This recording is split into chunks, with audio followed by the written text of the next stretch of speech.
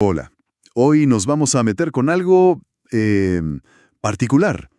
El Diario Oficial de Uruguay. El de hoy, miércoles 29 de octubre de 2025. La edición 31.784. Suena medio denso, ¿no? Puro aviso oficial. Pero bueno, la idea es justamente esa, encontrarle el pulso a la vida uruguaya ahí adentro. Queremos ver qué nos cuenta este registro formal sobre la justicia, los negocios, el gobierno. Así que, bueno, vamos a sumergirnos un poco en esto, a ver qué encontramos. Exacto. El diario oficial es como el detrás de escena legal y administrativo del país, ¿viste? Ahí se publica todo lo que necesita quedar registrado formalmente. Leyes, decretos, sí, pero también un montón de notificaciones que tocan a la gente, a las empresas. Lo que vamos a ver hoy es un buen reflejo de esa maquinaria andando. Y de entrada, algo que salta a la vista es la cantidad, pero enorme de avisos judiciales. O sea, sobre todo de temas de familia, ¿no? Asuntos civiles. ¿Es esto lo normal? ¿Qué nos dice? Es muy habitual. Sí, la verdad que sí. Pensá que el sistema judicial necesita sí o sí un canal formal para asegurarse de que todo el mundo esté notificado. Incluso si no los encuentran fácil, ¿viste? Es una pieza clave del debido proceso. Publicar acá garantiza, al menos en los papeles, que se intentó contactar, que se dan plazos para responder, que las decisiones son públicas. Es la transparencia obligatoria, digamos. Aunque bueno, el formato no sea el más amigable del mundo. Entiendo la función legal, claro, pero esta avalancha de casos familiares, civiles, sugiere algo más, algo de fondo sobre la sociedad, digo. Es una buena pregunta, sí. Por un lado, te muestra un sistema judicial activo, ¿no? Que está lidiando con los conflictos del día a día. Vemos muchas sucesiones, por ejemplo. El proceso después de un fallecimiento, para ver quién hereda, qué deudas hay. Hoy, por ejemplo, se cita a los interesados en la sucesión de un tal Guillermo Raúl Osorio Salorio, o casos de herencia yacente como la de Gustavo Geomar Calvete Olmedo. Ahí se busca activamente a posibles herederos, se les da más plazo. Y muchísimos avisos de divorcios, o bueno, separación de bienes. Correcto. La disolución y liquidación de sociedades legales de bienes. Les dan 60 días a los interesados, ¿viste? Como en un caso entre Ana Laura Roy y Robert Wilson Valiente, que aparece hoy. Y algo interesante, ¿eh? Es que varios de estos avisos dicen que las partes tienen abogado de oficio o del consultorio jurídico gratuito.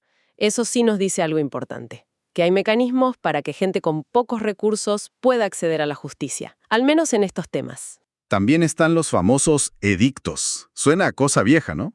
Pero parece que se usan para un montón de cosas. Totalmente. Son citaciones formales para un abanico de situaciones. Divorcios, cuando no ubican a una de las partes, por ejemplo. También investigaciones de paternidad, peleas por la tenencia de los hijos, procesos para quitar la patria potestad. Pensiones alimenticias también veo. Sí, reclamos de pensiones alimenticias, nombramientos de tutores o curadores, de todo. Lo común es que dan 90 días para presentarse. Y te advierten, si no apareces, te nombran un defensor público y el juicio sigue igual. Es como la última garantía para que nadie quede indefenso, aunque sea porque no está. Veo también declaraciones de incapacidad. Y rectificaciones de partidas, eso es frecuente. Sí, bastante. Las declaraciones de incapacidad, cuando alguien no puede manejar sus cosas, sus bienes, bueno, se publica quién va a ser el curador. Hoy está el caso de una tal María Socorro Núñez. Y las rectificaciones son súper comunes. Corrigen errores en documentos oficiales, un apellido mal escrito en un acta de nacimiento, ¿viste? Por ejemplo, corregir Suárez por Correa en el acta de Renata Milagro Suárez Suárez. O cambiar el estado civil en un acta de defunción. Son ajustes, pero son esenciales para la vida civil de la gente. Y para cerrar esta parte judicial, la prescripción adquisitiva. O sea, esto de quedarse con una propiedad por poseerla mucho tiempo. Exacto. La usucapión. Es cuando alguien busca que lo reconozcan como dueño porque estuvo ahí poseyendo por años. Se cita al dueño que figura en los papeles y a los vecinos, a los linderos. Hoy hay un caso en Montevideo sobre el padrón 52472. Citan a la titular, María Encarnación Trigo Fraga, y a los vecinos. En resumen, Toda esta parte judicial muestra eso, que sin estas publicaciones formales, muchísimos procesos legales no podrían avanzar, o al menos no garantizando los derechos de todos. Bueno, salgamos de los tribunales. El diario oficial también parece como un termómetro de la vida de las empresas, ¿no? Vemos desde reuniones de accionistas hasta, bueno, empresas con problemas serios. Así es. Refleja la dinámica interna de las empresas, cómo se gobiernan, cómo cambian sus estructuras y sí, a veces, cómo enfrentan las dificultades. Es el registro formal de la actividad económica organizada, digamos. Hay varias convocatorias a asambleas de accionistas. Algo que te llame la atención ahí. Y, mira, ¿ves lo rutinario, no? Sociedades como Ricor S.A. o Chatillon S.A. que convocan para aprobar balances, elegir directores, lo normal. Pero también hay movimientos que parecen más estratégicos. Fíjate, Gafferan S.A. convoca 2 asambleas el mismo día. Una para aumentar capital y otra para vender un inmueble. Eso te sugiere que hay decisiones importantes cocinándose ahí adentro. GCU S.A. también busca modificar su reglamento interno. Eso puede significar cambios operativos grandes. Y después un montón de avisos sobre cambios en las SRL, las sociedades de responsabilidad limitada, y las SA, las anónimas. ¿Qué tipo de cambios se ven más? Ahí hay de todo, la verdad. Reactivaciones de empresas que estaban como dormidas, como ROL LTDA. Cambios de socios y administradores, Mentor LTDA, Gales SRL, por ejemplo. Ajustes de capital. Algo que me llama la atención son los movimientos de capital en sucursales de empresas extranjeras. Ah, sí, vi algo de eso. Claro, una española, Inverban Investments, reduce el capital que tiene asignado acá en Uruguay. Y otra también española, Tecpetrol Internacional, lo aumenta. Podría ser un reflejo chiquito, ¿no?, de decisiones de inversión que se toman afuera. También ves reducciones de capital en empresas locales, como ACMES S.A., que obligan a notificar a los acreedores. Incluso una escisión. Es cuando una empresa, como Ventecito S.A., le pasa una parte de su negocio a otra, Varipor S.A. Es la vida de las sociedades en pleno movimiento. Y después, la parte más dura, ¿no? Los concursos. Lo que antes llamábamos quiebras o concordatos. Sí, ahí el diario oficial es clave, fundamental. Publica cuando una empresa entra en concurso, ya sea porque lo pide ella o un acreedor. Publica quién es el síndico, o sea, el profesional que interviene. Hoy nombran a Samira Ayul para Comasarocena, SA, por ejemplo, o a Martín Mármol para Survans SRL. Y también si se llega a un acuerdo con los acreedores, como el convenio de Grupo Mendizá que se menciona hoy. Y un detalle revelador, varios de estos avisos se publican sin costo. ¿Sin costo? Sí. ¿Por qué? Porque la ley, la 18387, lo permite cuando la empresa que está en concurso no tiene fondos ni siquiera para pagar la publicación en el diario oficial. Es un indicador bastante crudo de la situación límite de algunas empresas, ¿no? Clarísimo.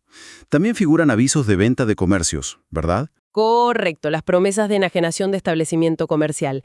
La ley, una ley vieja, la 2904, exige publicarlas. ¿Para qué? Para que los acreedores del que vende se enteren y puedan reclamar sus deudas antes de que el negocio cambie de manos. Hoy vemos la venta de una ferretería en Dolores, Ferretería San José, y una farmacia en Río Branco, Farmacia Medifar RB.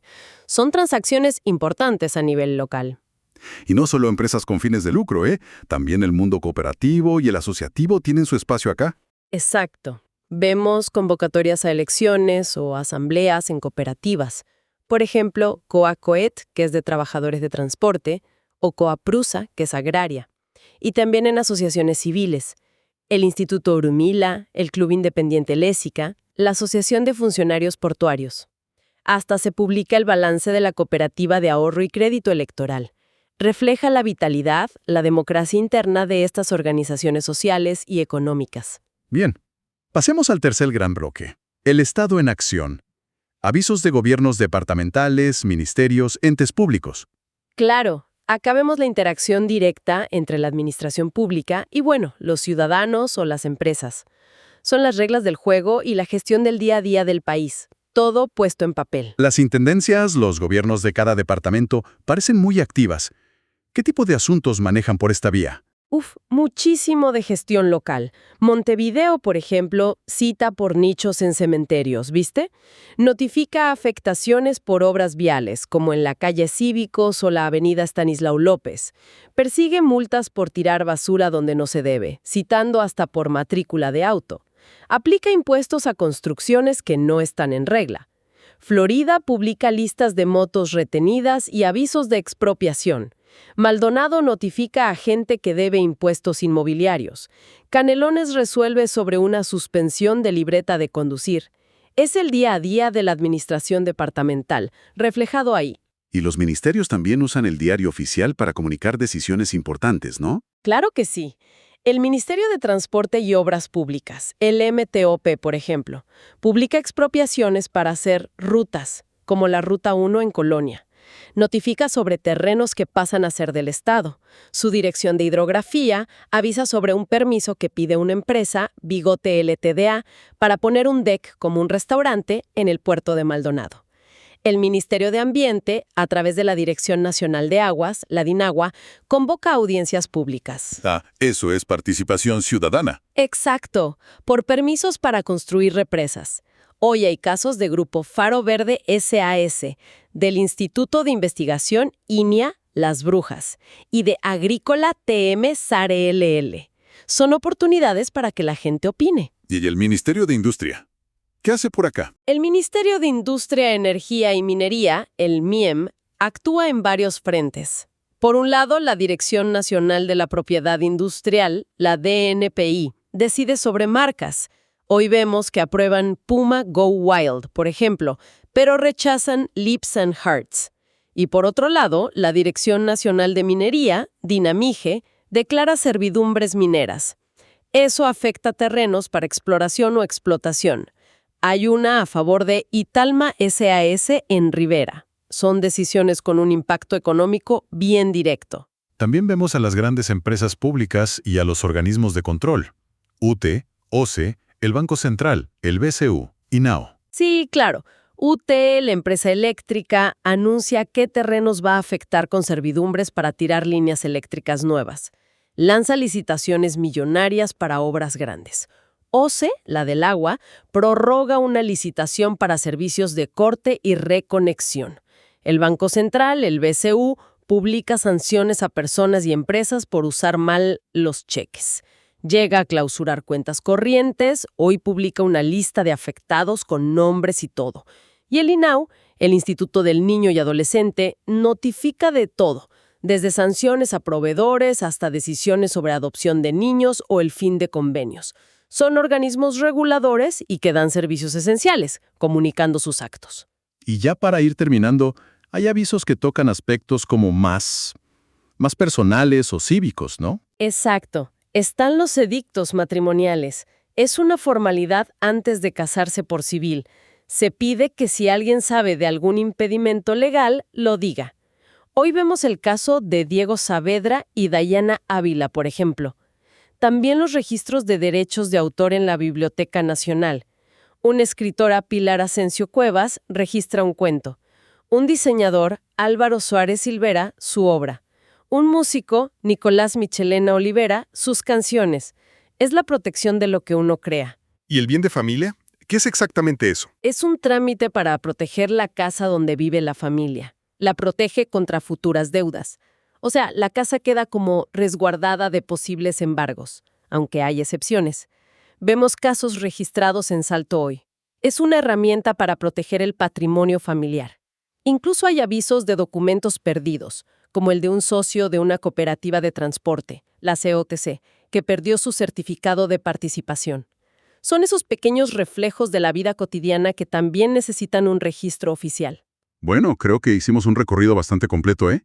Si tuvieras que resumir la esencia de lo que vimos hoy en el diario oficial, ¿qué dirías? Diría que es como una radiografía de la formalidad. Vimos cómo se tramitan cosas súper personales, como un divorcio o una herencia. Cómo las empresas nacen, cambian y a veces, mueren. y cómo el Estado interactúa todo el tiempo con la gente, regulando, cobrando impuestos, expropiando, sancionando, pero también informando sobre derechos, sobre oportunidades. Todo, absolutamente todo necesita quedar registrado, publicado, formalizado. Entonces, más allá de ser un requisito legal, una obligación, ¿cuál es el significado más profundo de esta publicación diaria? Creo que demuestra la complejidad, ¿no? Y la estructura que se necesita para que una sociedad funcione bajo un Estado de derecho. El diario oficial es ese pulso constante. A veces puede parecer tedioso, sí, pero es fundamental.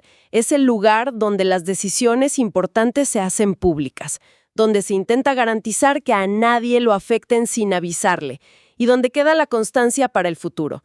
Es un pilar, a su manera, de la previsibilidad y de la transparencia.